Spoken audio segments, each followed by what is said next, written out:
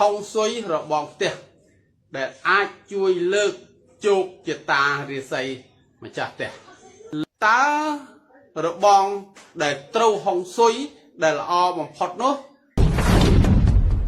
លក្ខណៈទី1នៃរបងហុងស៊ុយដែលល្អបំផុតនោះគឺរបងនោះគឺចិត្តខ្យល់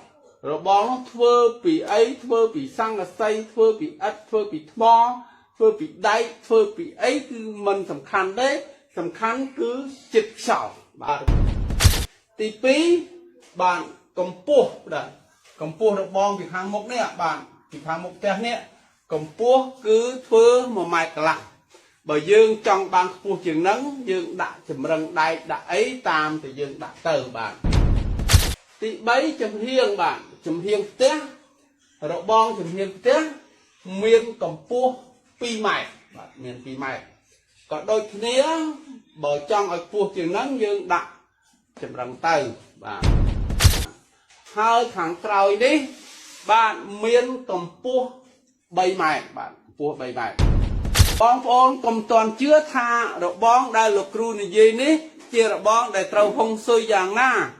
ធ្វើសិនទៅប៉ុន្តែនៅពេលដែលខ្យល់មក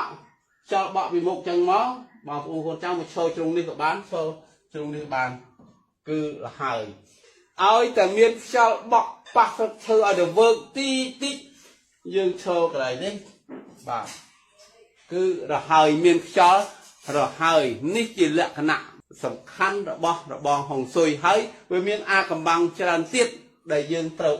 ដឹងជាបន្តទៀតបើវីដេអូនេះមានប្រយោជន៍សូម share បន្តដើម្បីចែកគ្នាដឹងឮនិងធ្វើការសិក្សា